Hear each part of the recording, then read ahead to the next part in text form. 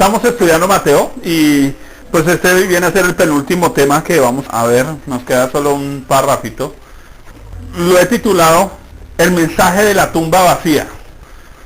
Mientras terminaba de orar decía precisamente que a mi parecer es el tema más importante de toda la Biblia, y hoy vamos a ver la razón por la cual es el más importante, considero yo. Estamos en Mateo capítulo 28 y vamos a leer el versículo 6. No está aquí, pues ha resucitado. Como dijo, venid, ved el lugar donde fue puesto el Señor. Arranca este texto con una verdad importante en la Biblia. ¿Cuál? Jesús no estaba en una tumba. Aunque lo habían metido en esa tumba 3 días antes, cuando aquellas mujeres van a ver, se encuentran que la tumba está vacía. ¿Por qué este tema es de tanta importancia en la Escritura? Y espero no ser reiterativo en eso, porque es que Cristo no solo estaba identificándose con nosotros en la muerte, matar el pecado, ¿cierto?, para acabar con la maldición del pecado, en su sepultura para sepultar nuestros pecados, sino en su resurrección para darnos una nueva vida. Quiere decir que si nosotros predicamos solo que Cristo murió y fue sepultado y paramos ahí, nuestro evangelio queda incompleto, porque quiere decir que solo nuestros pecados fueron sepultados y tapados, pero no habría algo más, que es lo que la Biblia propone cuando se habla de la resurrección. Vamos a leer Romanos 6, 3 al 5. Refiriéndose al bautismo en el que el creyente se identifica con Cristo y entiende la identificación de Cristo con Él, que eso lo hemos estudiado ya nosotros, dice lo siguiente, Romanos 6, 3 al 5. ¿O no sabéis que todos los que hemos sido bautizados en Cristo Jesús, hemos sido bautizados en su muerte? Porque somos sepultados juntamente con Él para muerte por el bautismo, a fin de que como Cristo resucitó, mire, muerte, sepultura y resurrección, a fin de que como Cristo resucitó de los muertos por la gloria del Padre, así también digan nosotros, se está refiriendo a los creyentes, andemos en vida nueva. Quiere decir, nosotros no podríamos nacer de nuevo si Cristo no hubiera resucitado. Ese andemos en vida nueva también implica un proceso continuo, actual, permanente. Quiere decir que ahorita estamos disfrutando de una nueva vida. Continuamente esa vida se va renovando. Cada día somos mejores, cada día Dios nos va perfeccionando para Él. Porque si fuimos plantados juntamente con Él en la semejanza de su muerte, así también, ¿cómo? Así también lo seremos en la de su resurrección. Y aquí ya está hablando de la resurrección, ¿cuál? Futura. Quiere decir, un día, así como Cristo resucitó de la tumba, nosotros los creyentes, como vamos a morir físicamente si Cristo no viene antes, ¿cierto? Cuando Él venga en los cielos, pues nos va a encontrar ¿dónde? Allá en la tumba físicamente. Pero ¿Él qué va a hacer? Dice, va a resucitarnos. Esa es la promesa que tenemos nosotros. Sin embargo, si Cristo no hubiera resucitado, esa resurrección para nosotros tampoco se hubiera dado. Por esa resurrección de Jesús, el hombre no solo cuenta con una vida nueva, sino también con un libre acceso a Dios. Hebreos 8, 4. Porque se imagina si nosotros solo resucitáramos y tuviéramos una vida nueva, pero no pudiéramos relacionarnos con Dios. Sería grave, ¿cierto? Pero esa misma obra de resurrección permitió que nosotros hoy podamos adorar a Dios, venir a Dios, tener una relación con Dios, acercarnos a Dios. Dice Hebreos 8:4, refiriéndose a Jesús, dice, así que si estuviese sobre la tierra, ni siquiera sería sacerdote. Quiere decir que si Cristo hubiera resucitado, pero no hubiera ascendido a los cielos. Ahora, si Cristo no resucita, ¿estaría en dónde todavía? En la tierra. Entonces ni siquiera sería sacerdote. ¿Qué hacían los sacerdotes?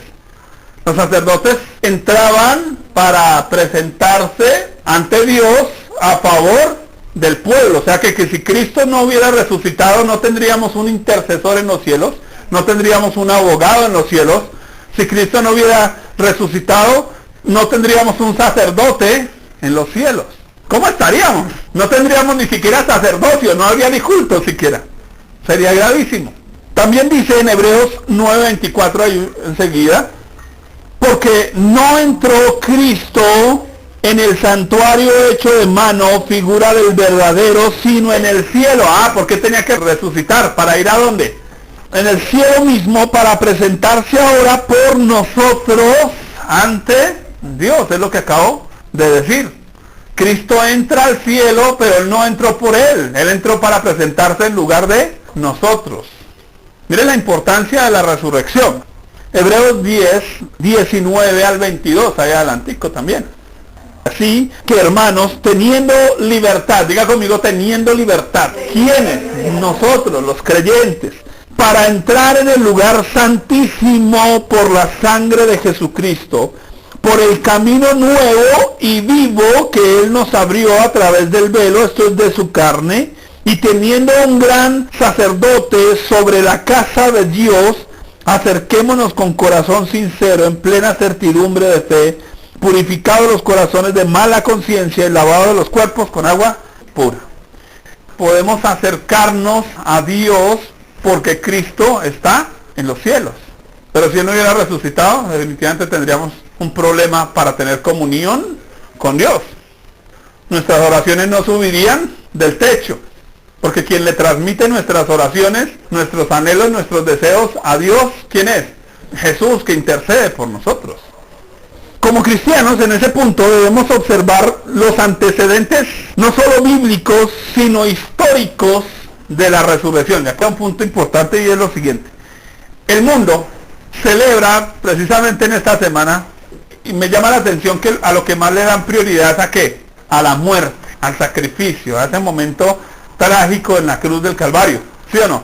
Pero para el sábado, como todo el mundo ya está más enguayabado y está de viaje, de paseo a su casa, el concepto de la resurrección queda como opacado. Para nosotros los creyentes, nuestro punto más importante debe ser entender la resurrección. Ahora, tal vez la resurrección sea el tema más atacado por la filosofía. Los grandes estudiosos del mundo, ellos dicen, bueno, sí, Cristo estuvo en la tierra, Cristo fue un buen profeta, Cristo murió y hizo un gran sacrificio, y para muchos se queda ahí, como si Jesús fuera simplemente un superhéroe, como dice por ahí un pastor evangélico, que lo dudo, que es un superhéroe porque hizo algo muy bonito, digno de aplaudir, digno de admirar. Pero espere, si la cruz queda ahí, si el sacrificio de Jesús queda ahí, la mitad del evangelio está perdida para nosotros, porque Cristo no vino como un superhéroe a hacer una buena obra, aunque fue una buena obra, claro. Él vino a hacer algo mucho más importante. Así que el tema más atacado en las universidades, dentro de la filosofía, ni siquiera es la vida de Jesús, porque históricamente lo encuentran, la muerte de Jesús, históricamente lo encuentran, pero hay algo que no quieren aceptar. ¿Qué? La resurrección. Porque si no aceptan la resurrección, entonces todo el resto es una patraña, es simplemente un hombre bueno para admirar. Dentro de ese punto, yo hice algunos titulitos para que miremos Mateo 28, que es donde nos queremos enfocar, que es el texto que nos corresponde. Entonces busquen todos Mateo. Nos había quedado un texto importante en Mateo 27, sin observar, Mateo 27, 62 al 66. El primer titulito que puse aquí es: la resurrección es un acontecimiento imposible de ocultar. Yo creo que todos los que vayan a Jerusalén y miren esta tumba vacía, tienen que hacerse la pregunta: ¿y qué pasó con el Señor que enterraron aquí? ¿Cierto? Porque hay una historia detrás de eso. Mateo 27, 62 al 66. Dice: al día siguiente, que es después de la preparación, se reunieron los principales sacerdotes y los fariseos ante Pilato, diciendo: Señor, nos acordamos que aquel engañador dijo, viviendo aún, después de 3 días resucitaré. Manda pues que se asegure el sepulcro hasta el tercer día. No sea que vengan sus discípulos de noche y lo hurten y digan al pueblo: resucitó de entre los muertos. Y será el postrer error peor que el primero. Y Pilato les dijo: ahí tenéis una guardia, id a asegurarlo como sabéis. Entonces ellos fueron y aseguraron al sepulcro, sellando la piedra y poniendo la guardia. ¿Qué vemos acá? Vemos a los religiosos preocupados por algo. Habían oído que Jesús dijo que resucitará. O sea que sí habían escuchado que iba a resucitar. Pero tienen un problema, que ellos no quieren admitir que Jesús resucitó. Como no quieren admitir esa resurrección, entonces, ¿qué van y le dicen a Pilato? Pilato, mande una guardia y asegure bien esa piedra. Ahora, se cree que esa piedra la movían entre varios hombres, soldados fuertes. No era cualquier piedrita, no era una puertica en madera, no, era algo fuerte, grande, pesado. Y ellos van y aseguran. ¿Aseguran en qué sentido? No solo aseguran la piedra, le ponen un sello romano, sino que además de eso ponen unos soldados ahí al lado para que, mejor dicho, nadie se pueda meter.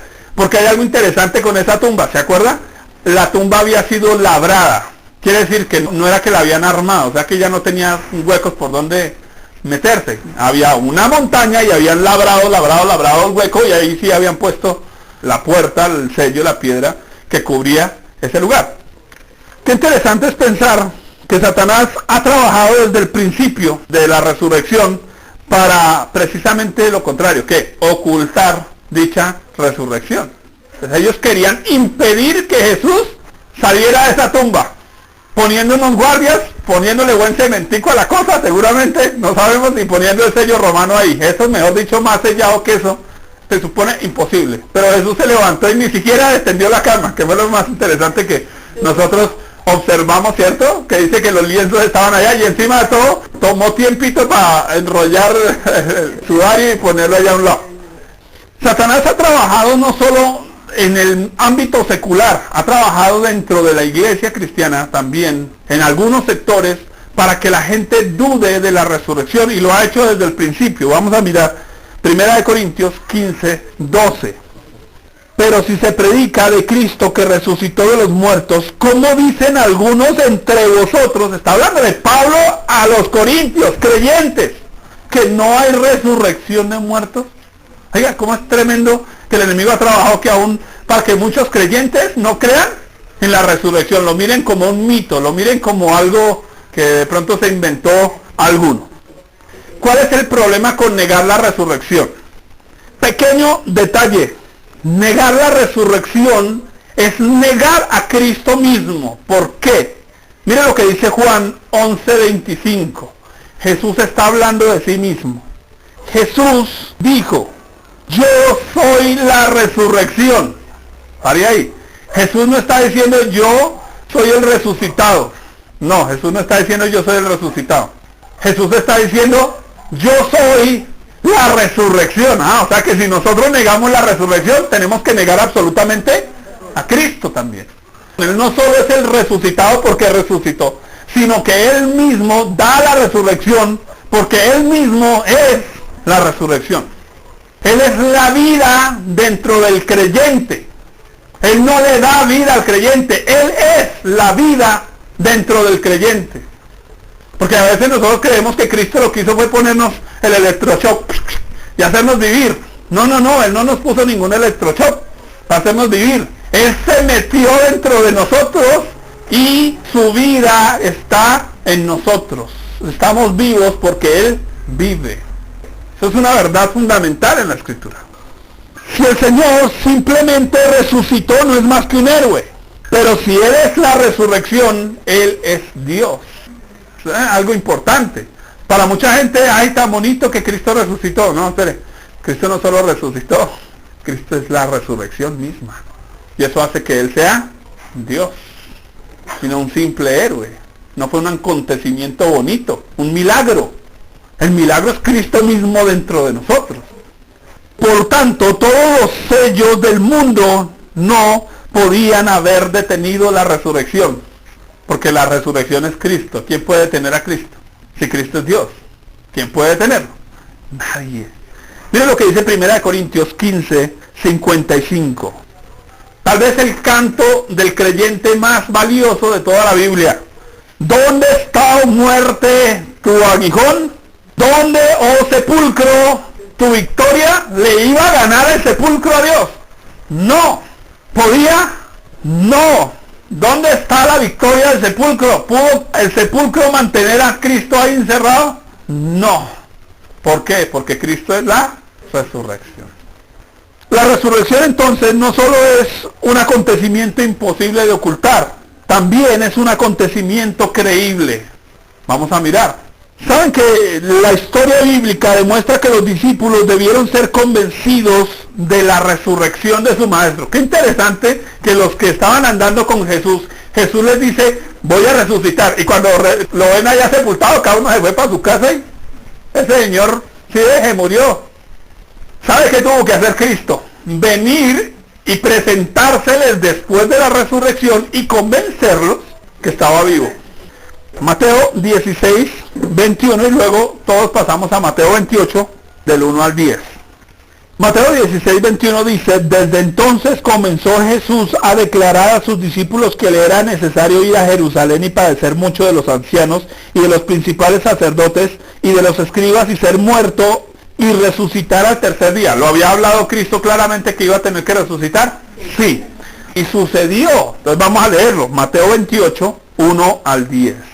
Pasando el día de reposo, al amanecer del primer día de la semana, vinieron María Magdalena y la otra María a ver el sepulcro. Y hubo un gran terremoto porque un ángel del Señor descendió del cielo y llegando removió la piedra y se sentó sobre ella. Su aspecto era como un relámpago y sus vestidos blancos como la nieve, y de miedo de él los guardias temblaron y se quedaron como muertos. Mas el ángel respondiendo dijo a las mujeres, no temáis vosotras, porque yo sé que buscáis a Jesús, el que fue crucificado. No está aquí, pues ha resucitado como dijo, ¿cierto? Venid y ved el lugar donde fue puesto el Señor. No está aquí. Qué bueno. Dice, versículo 7. E id pronto y decid a sus discípulos que ha resucitado de los muertos, y he aquí va delante de vosotros a Galilea, allí le veréis. He aquí os lo he dicho. Entonces ellas, saliendo del sepulcro con temor y gran gozo, fueron corriendo a dar las nuevas a sus discípulos, y mientras iban a dar las nuevas a los discípulos, he aquí Jesús les salió al encuentro diciendo, salve. Y ellas, acercándose, abrazaron sus pies y le adoraron. Entonces Jesús les dijo, no temáis, id, dad las nuevas a mis hermanos para que vayan a Galilea y allí me verán. ¿Se cumplió lo que Jesús les había dicho? ¿Que iba a resucitar? Sí. Encuentro en este texto dos frases interesantes. Dice que ellas venían al sepulcro, a ver el sepulcro. Ellas no venían a ver a Jesús resucitado. Ellas venían a ver que la tumba ya bien cerrada. Seguramente pensaban pedirle permiso a los soldados de ayuda para abrirla y terminar de echarle las especias aromáticas que habían alistado durante el día de reposo, desde el viernes. Qué interesante que hoy en día, para estas fechas, se le da tanta trascendencia al sepulcro. La gente quiere ir a ver el sepulcro. De hecho, por eso muchos aprovechan estas épocas para ir a visitar los sepulcros de sus muertos. ¿Sí o no? Qué interesante que ellos venían a ver el sepulcro y no a Jesús. Que no se acordaban. Él había dicho que iba a resucitar.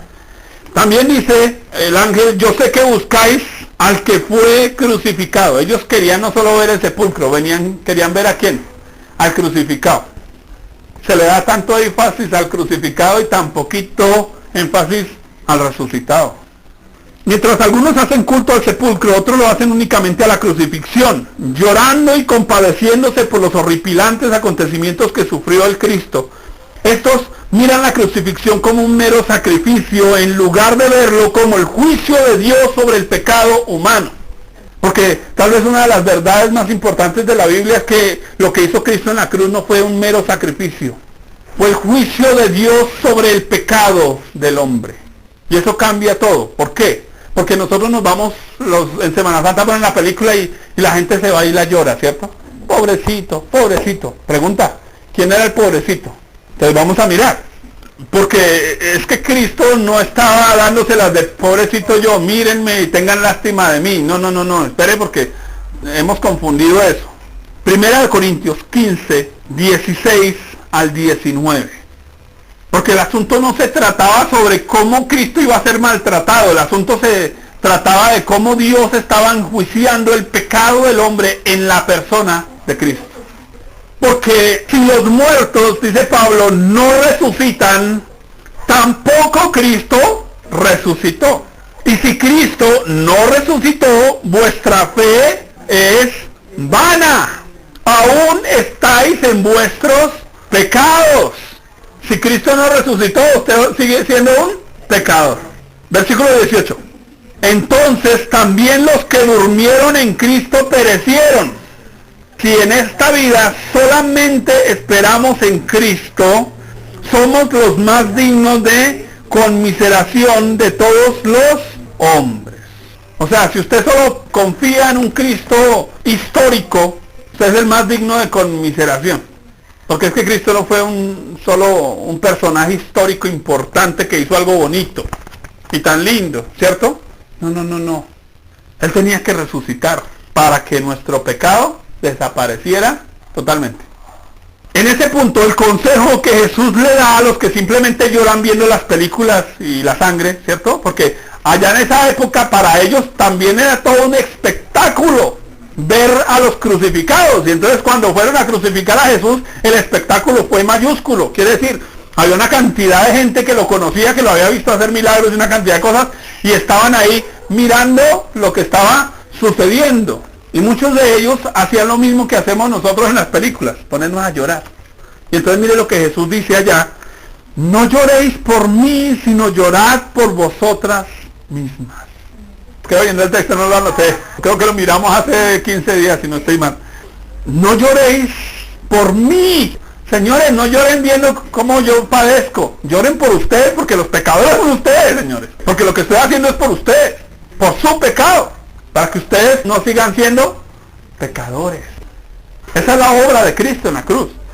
Voy a leer esta frase: Jesús no es el pobrecito que fue a la cruz y que pide nuestra lástima cada Semana Santa, entre comillas Semana Santa, porque eso ya es semana de vacaciones, siendo parranda santa, sino quien murió y resucitó para que nosotros, los verdaderos pobres de espíritu, recibamos el reino de los cielos. ¿Cierto que el pobrecito no es él? Pobrecito soy yo. Yo era el que necesitaba que Cristo muriera. No lo merecía, pero lo necesitaba.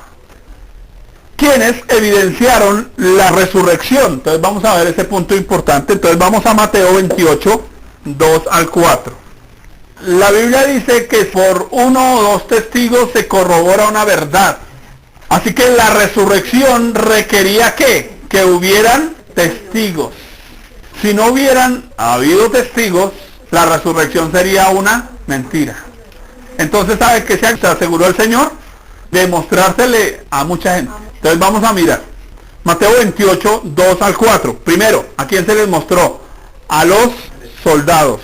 Y hubo un gran terremoto, porque un ángel del Señor descendiendo del cielo y llegando removió la piedra y se sentó sobre ella, y su aspecto era como un relámpago y su vestido como la nieve, y de miedo de él los guardas temblaron y se quedaron como muertos. ¿Quiénes fueron los primeros que se dieron cuenta que Jesús ya no estaba en la tumba? Los soldados. De hecho, en lo que leímos en Mateo 27, los últimos textos, ¿qué encontramos? Que ellos sí se dieron cuenta que era resurrección. De hecho, los sacerdotes también creyeron que fue resurrección. ¿Por qué? Porque no les dijeron niéguenlo, sino que hicieron: venga, les damos plata y cuenten una historia diferente. Pero no podían negarlo. Quiere decir que los mismos sacerdotes debieron creerle. Mateo 28, 11 al 13, ahí está. Mientras ellas iban, aquí unos de la guardia fueron a la ciudad y dieron aviso a los principales sacerdotes de todas las cosas que habían acontecido, y reunidos con los ancianos y habido consejo, dieron mucho dinero a los soldados diciendo: decid vosotros, sus discípulos vinieron de noche y lo hurtaron estando nosotros dormidos. Ellos simplemente tuvieron que admitir que Cristo resucitó, no sabían dónde estaban, no sabían qué estaba haciendo, pero ellos dijeron: al menos digan que fue que se lo robaron. Y esa historia ha permanecido en Israel durante mucho. ¿Quiénes más evidenciaron la resurrección? Algunas mujeres. Mateo 28, versículo 1, y pasamos al 5 y 6. Pasado el día de reposo, al amanecer del primer día de la semana, vinieron María Magdalena y la otra María a ver el sepulcro. Versículos 5 y 6. Mas el ángel respondiendo dijo a las mujeres: no temáis vosotras, porque yo sé que buscáis a Jesús, el que fue crucificado. No está aquí, pues ha resucitado, como dijo. Venid y ved el lugar donde fue puesto el Señor. Entonces ellas entraron y miraron ese sepulcro vacío. Los discípulos, Mateo 28, 7 al 8. E id pronto pronto y decid a sus discípulos que ha resucitado de los muertos, y he aquí va delante de vosotros, a Galilea, allí le veréis, he aquí os lo he dicho. Entonces ellas salieron del sepulcro con temor y gran gozo, fueron corriendo a dar las nuevas a sus discípulos. ¿Quiénes otros evidenciaron la resurrección? Los discípulos. En otros evangelios se nos muestra cómo Cristo aparecía en medio de ellos, inclusive comió en medio de ellos, compartió con ellos muchas cosas. Tomás, ese estuvo un poquito más cerca, ¿cierto? Juan 20, 26 al 27. Se lo leo yo para que no pierdan Mateo. 8 días después estaban otra vez sus discípulos dentro y con ellos Tomás. Llegó Jesús estando las puertas cerradas y se puso en medio de ellos y les dijo: paz a vosotros. Luego dijo a Tomás: pon aquí tu dedo y mira mis manos, y acerca tu mano y métela en mi costado, y no seas incrédulo sino creyente. Porque el Tomasito había dicho: si yo no meto los dedos allá en la llaga, yo no le creo. Como no estaba cuando Jesús apareció, entonces cuando Jesús volvió a aparecer le dijo: venga, Señor, quiere meter aquí el dedo, venga, meta el dedo ahí. Pero así hay gente incrédula, ¿cierto? Que hasta no ver, no creer, ¿sí? Eso es un lío. ¿Quiénes más evidenciaron la resurrección? Los hombres en el camino a Emaús. Lucas 24:14. Sucedió que mientras hablaban y discutían entre sí, Jesús mismo se acercó y caminaba con ellos. Al final de la caminata, Jesús parte el pan y ellos dijeron: ¡ay, ese es Jesús! Porque no lo habían ni reconocido. Y cuando dijeron ese Jesús, se devolvieron y allá se encuentran de nuevo con Jesús. ¿Quiénes más evidenciaron la resurrección? Más de 500 personas. Primera de Corintios 15, 5 al 7. Porque a veces uno piensa que solo fueron los discípulos, ¿cierto? Los que vieron a Jesús resucitado, pero aquí nos dice algo más. Y que apareció a Cefas, que es Pedro también, y después a los 12, entonces apareció a Pedro, apareció a los 12, después apareció a más de 500 hermanos a la vez. 500 personas que vieron a Jesús, de los cuales muchos viven aún. Pablo estaba escribiendo aquí y estábamos en el año 40 y algo, o sea que duró mucho tiempo, mucha gente que vio físicamente a Jesús. Y otros ya duermen. Después apareció a Jacobo. Jacobo era el hermano físico de Jesús, ¿cierto? Porque recuerden que María tuvo varios hijos. Jacobo era el mismo que escribió Santiago. Después a todos los apóstoles. O sea que mire que dice a discípulos y a apóstoles. Son personajes diferentes. Y por último, ¿a quién más apareció? Primera Corintios 15, 8. Y al último de todos, como a un abortivo, me apareció a mí, a Pablo. ¿Evidenció Jesús su resurrección? Sí. Como este asunto de la resurrección es de mayor importancia, siendo la base de nuestra fe cristiana, debemos asegurarnos no solo del testimonio bíblico, sino también de su veracidad histórica y social. Para esto usaré algunos apartes basados en el libro El caso de Cristo. No sé si algunos han leído el libro o han visto la película, se llama así, El caso de Cristo, de Lee Strobel. Cuando se escribió, resulta que Lee Strobel era un periodista investigativo. Él se dedicaba, por ejemplo, a investigar casos de muertes de personas, etcétera, para escribir en su periódico. Y la esposa se convierte a Cristo. Y él dice: ¿usted qué se pone a creer cuentos? No, señora. Era un ateo acérrimo que detestaba a los evangélicos. Entonces él dijo: ¿sabe qué? Voy a hacer una investigación. Y se puso a hacer una investigación. Dentro de la investigación se encontró con uno de los filósofos cristianos más importantes de nuestra época, de apellido Habermas. Se dedicaba a ir a universidades a debatir con filósofos y gente estudiada, llena de argumentos, sobre el asunto de la resurrección. Strobel se encuentra con Habermas y le empieza a Habermas a desbaratar todos sus argumentos periodísticos, porque es una investigación aprobada legalmente lo que él está haciendo. O sea que él no está creyendo la Biblia porque sí. Él dice: no, si a mí no me comprueban con hechos, como a un investigador, no me convence. Y apareció ese libro que es la conclusión de él. De hecho, que se convirtió a Cristo en medio de estar haciendo esa investigación por la veracidad histórica de ese asunto. Voy a leer algunos apartes. C.S. Lewis, quien escribió que el Nuevo Testamento no dice nada acerca de la resurrección, en el sentido que No hubo nadie sentado dentro de la tumba que viera cómo el cuerpo comenzaba a vibrar, se ponía de pie, se quitaba las vendas de lino, las doblaba, quitaba la piedra o asustaba a los guardias y se iba. O sea, mucha gente no evidenció la resurrección estando dentro de la tumba, ¿no? Allá tomando fotos mientras Jesús se salía allá del capullo. No.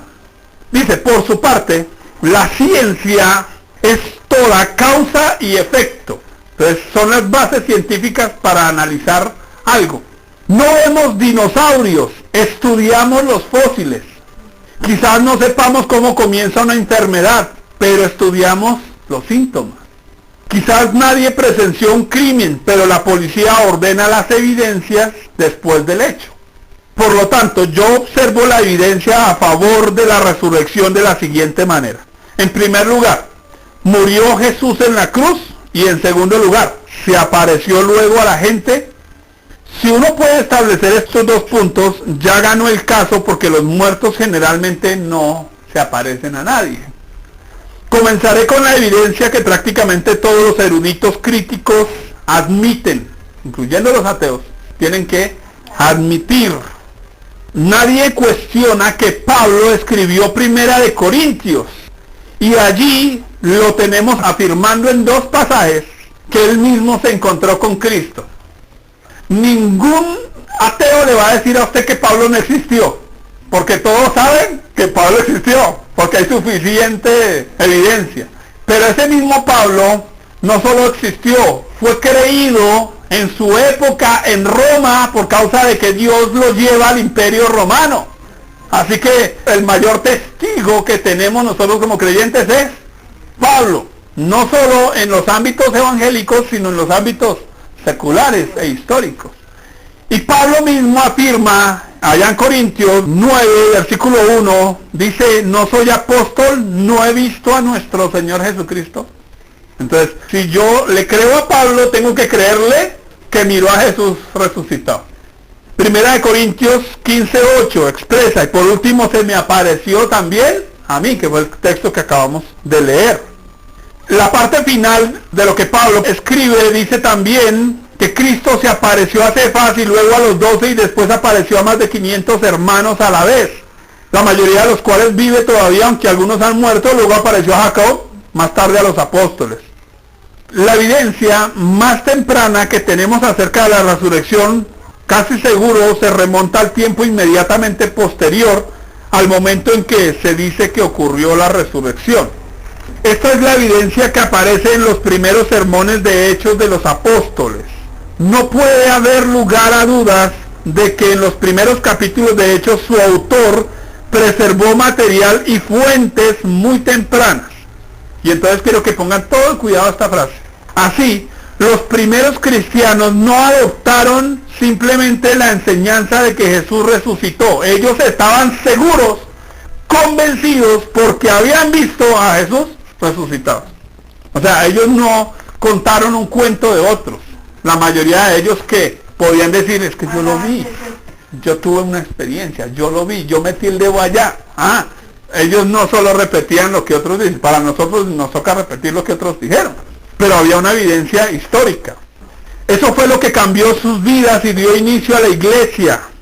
Ciertamente, dado que esa era su convicción central, se habrían asegurado completamente de que eso era verdad. Finalmente, sin duda, la cantidad de testimonios y corroboraciones de las apariciones de Jesús después de la resurrección era asombrosa. Para ponerlo en perspectiva, si uno llamara a cada uno de los testigos, más de 500, ¿cierto?, ante un tribunal para interrogarlos, solo por unos 15 minutos cada uno, y si continuara día y noche sin parar, le llevaría desde el desayuno del lunes hasta la cena del viernes para escucharlos a todos. Después de escucharlos 129 horas seguidas de testimonios de testigos oculares de que Jesús resucitó, ¿quién no quedaría convencido? Todos diciendo lo mismo. Dentro del libro encuentro algo, porque pues ya termino aquí las notas, pero dentro del libro de Strobel encuentro algo importante. Él se fue a donde una psicóloga a preguntarle, ¿es posible que ellos estuvieran alucinando? La psicóloga le dice lo siguiente: solo alucinan individuos, nunca masas. Si alguno alucinó, listo, Pero 500 alucinando, perdón, la gente no está tan loca, ¿sí o no? Significa que eso fue una verdad. Tenemos una comprobación no solo bíblica, sino una comprobación científica, con datos históricos e importantes para nosotros creyentes. Sin contar con la tumba vacía que encontramos en Jerusalén aún hoy. Quiero entonces que meditemos de nuevo en este texto, 1 Corintios 15, 17, la importancia de la resurrección. Leámoslo hasta el versículo 23. Si Cristo no resucitó, vuestra fe es vana, aún estáis en vuestros pecados. Entonces también los que durmieron en Cristo perecieron. Y si en esta vida solamente esperamos en Cristo, somos los más dignos de conmiseración de todos los hombres. Mas ahora Cristo ha resucitado de los muertos. Primicias de los que durmieron es hecho. Porque por cuanto la muerte entró por un hombre, también por un hombre la resurrección de los muertos.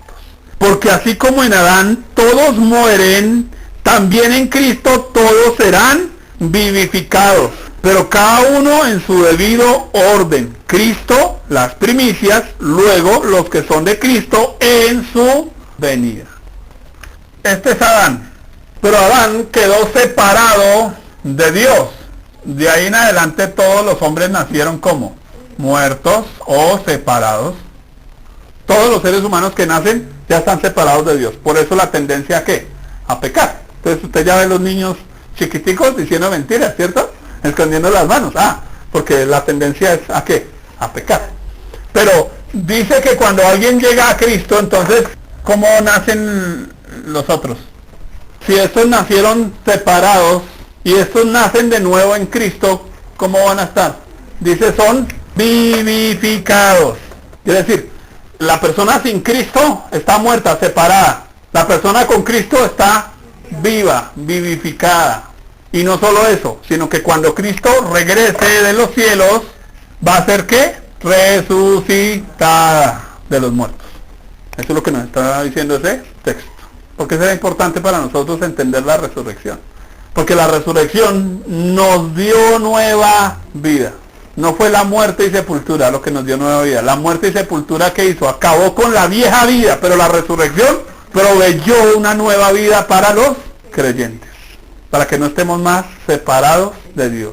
Para que podamos acercarnos a Dios. Para que podamos relacionarnos con Dios. Un tema demasiado importante, creo yo, para nosotros como creyentes. Porque a veces nos enfocamos mucho en que Cristo está tratando con nuestros pecados. Sí, amén. Pero no solo Cristo trata con nuestros pecados. Cristo nos ha hecho nuevas criaturas en Él.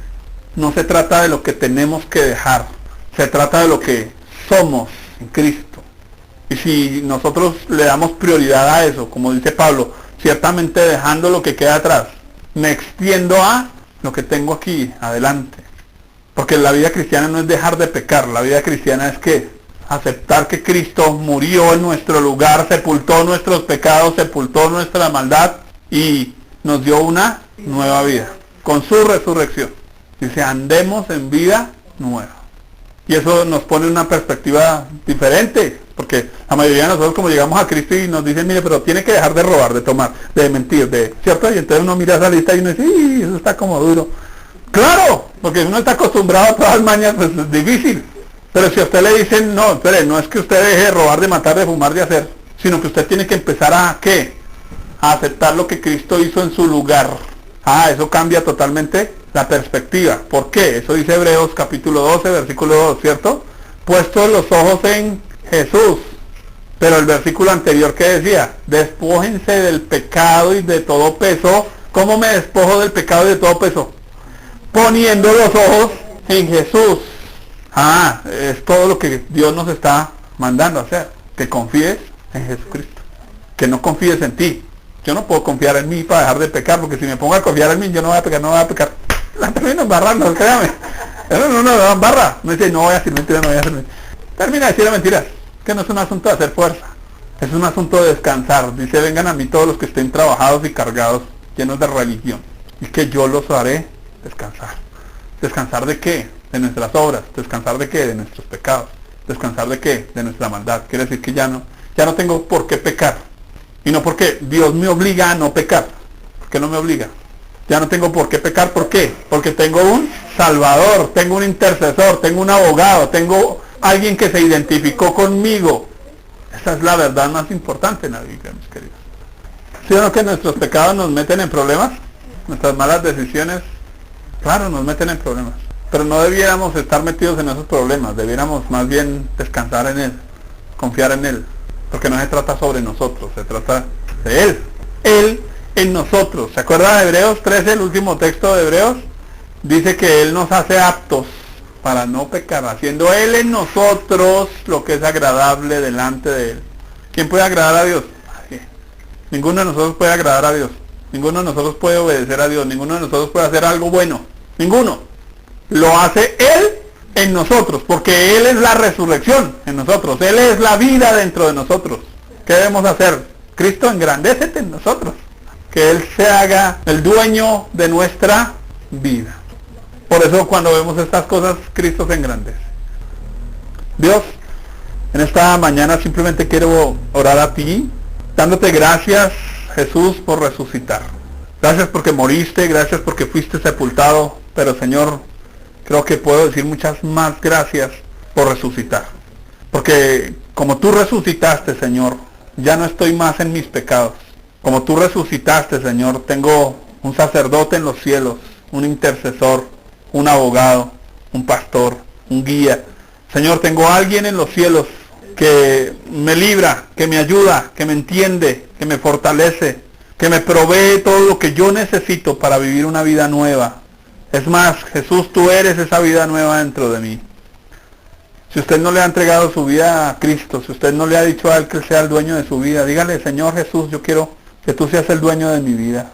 Señor, gracias porque tú pagaste, porque yo era el que merecía morir por mi pecado. Yo era el que merecía ser condenado, ser castigado, ser enjuiciado. Pero no lo fui, Señor, lo fuiste tú en mi lugar. Señor, tal vez en las Semanas Santas, Señor, he llorado por lo que te hicieron en la cruz. Señor, hoy quiero llorar por mí, por mi pecado. Hoy quiero llorar porque, Señor, estaba muerto en mis delitos, en mis pecados, en mi maldad. Pero tú, Jesús, viniste y tomaste mi lugar, Señor, para darme vida nueva, para que hoy sea yo un creyente.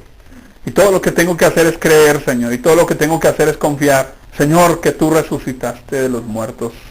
Todo lo que tengo que hacer, Señor, es confiar en tu obra maravillosa en la cruz del Calvario. Por eso quiero que tú me proveas la fe para creer, Señor, esta gran verdad de que tú eres la resurrección y la vida.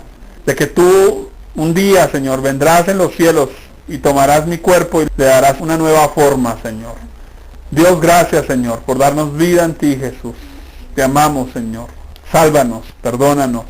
Perdona nuestras faltas, nuestros pecados, aquellas cosas que hacemos, que cometemos. Señor, gracias, Jesús, por tu grande amor por nosotros, por tu salvación. Señor, gracias porque ya no tiene sentido pecar. Y no tiene sentido porque el pecado fue sepultado, quitado en la cruz. Señor, gracias. Ya no tiene sentido hacerlo. Porque todo lo que tú nos mandas, Señor, es amarte a ti y amar a nuestro prójimo. Dios, tu palabra dice que el que hace esas cosas ha cumplido la ley. Señor, ayúdanos más bien a amarte.